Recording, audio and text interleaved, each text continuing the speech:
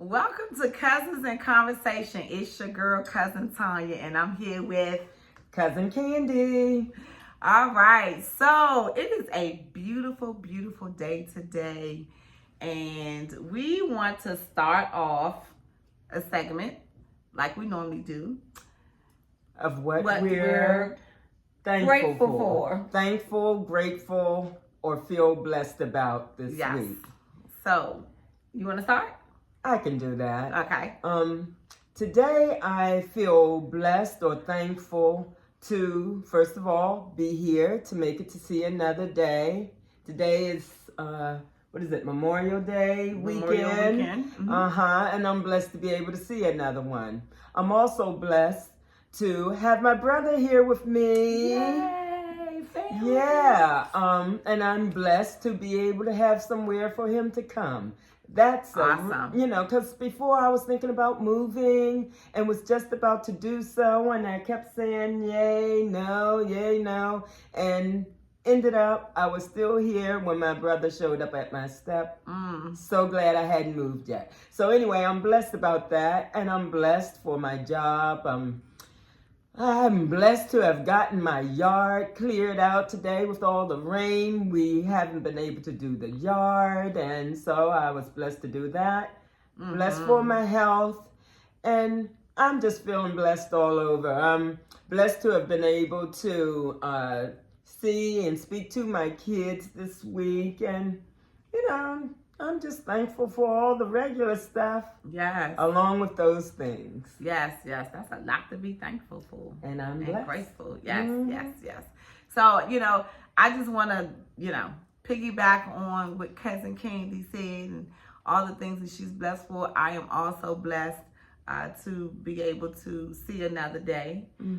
I am blessed to be able to see my family have another day. I am blessed to be able to support family and friends. It's always a good thing. And as Candy said, she was contemplating on moving, and sometimes we just never know why God is doing what he's doing.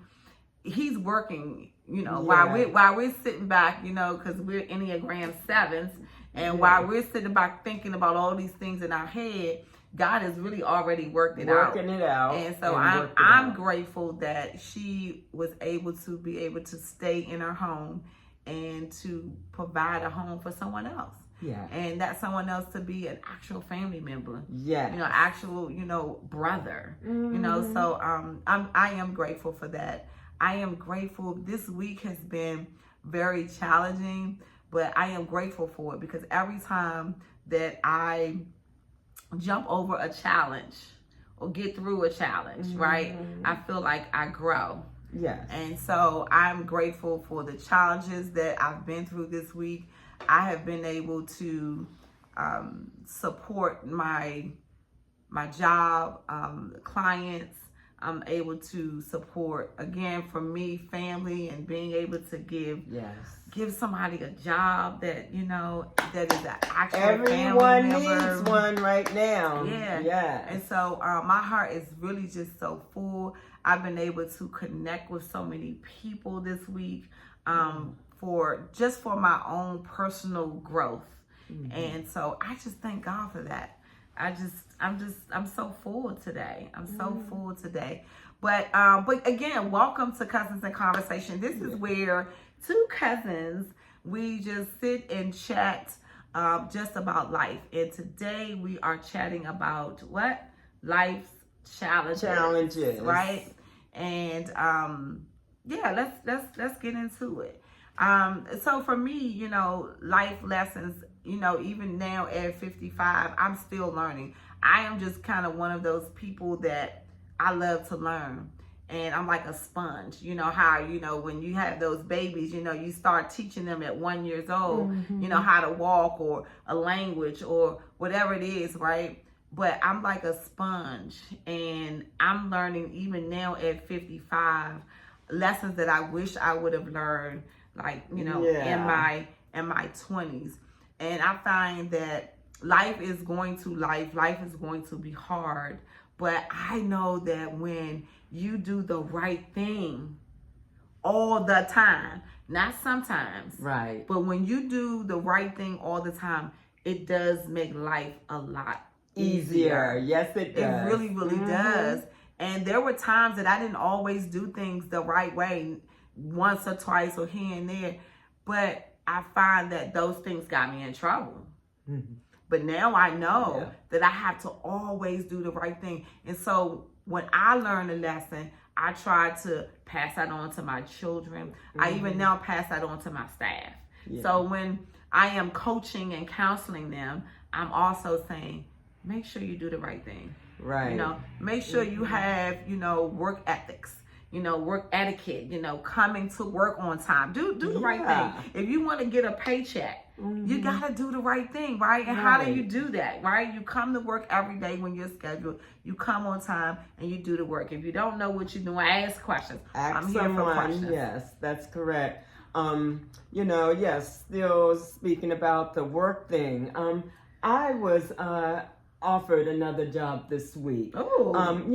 But I turned it down. And I turned it down without giving it a lot of consideration, because my mind was already set when Teddy came, or when I was making my decisions about moving. I had already decided that this is going to be my last year working, even if I do a full year. So therefore, I chose to not break, my ties with my present job and start on a new one, because unlike you, once I've decided what I want to do, I feel no real need to go further than that. And I decided that I'm only working up until my birthday, and if I go beyond my birthday, then it's only going to be to the end of the year. So it's like for 6 months to start trying to, have them take on someone new, and then me quitting, and then them having to do it again with somebody else. I just decided, you know what, I'm going to stay where I am and just, coast out and, just let things roll like that. So, but and so everybody have their reasons for why they make decisions that they do. And like we've mentioned in, a previous podcast, or, sometimes it's best to speak to someone else about a thing, like bump things off of them and see how they feel about it too. But this was one of those things I pretty much already had decided before they came to me with this job, that I'm not going to take on another job unless it's just something that I really truly want to do, something that's more fun than work. So that was not going to be more fun than work, so I decided I was going to let that pass. Yes. I like that. I didn't know that. I didn't know that. Because this week we really hadn't been communicating a whole bunch. And because of course you are one of the ones that I would have bounced that off. But again, like I said, there was really no need. And although we spoke briefly throughout the week, that was one thing that I just knew I was going to see you and speak to you and later. Talk about that. Yeah. So that's a good one, because sometimes we make rash decisions, right? I've been known to do that. We also know that I've been one of those ones where I was just kind of chasing a dollar, like the next best thing, and it's different from growth. Yes, right. That's correct. So, because I believe your experience should definitely match what your salary is, right? But I also believe that sometimes it's not worth it. Because you know what, you have to be happy with your job too. I've learned, and you're talking about being 55, I'm 65, and I've learned during my years of work that it's not always about how much you're going to get paid. I've left jobs that I was making some pretty good money, but was unhappy with the job. Whether it's unhappy with the type of work, or unhappy with those I've worked with, or unhappy about something about it, and chose to let it go. I've done that a few times. So yes, it's not always about the dollar. And although that can be, a great magnetic pull, a lot of times, but sometimes you just have to say no. No, you do have to. And with that being said, that word no, I've had to learn how to just say Say no no. sometimes.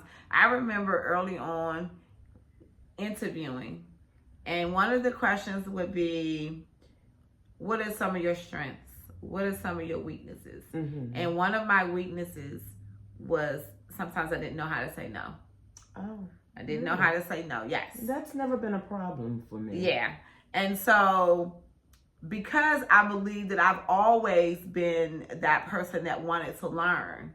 So if someone would ask me to do something, now I'm talking about in the workplace. Mm-hmm. If someone asked me to do something, it would always be yes for me. Mm-hmm. And I believe that that has gotten me where I am today. Which is at a very good place. But I also believe that it's a curse too, because they know that Tanya's going to do it. Yeah, she's going to do it, and that very time that you do say no, it's just like, what? Mm-hmm. What do you mean no? Yeah. So it's so it can be like a curse. Yeah, that's true. Yeah.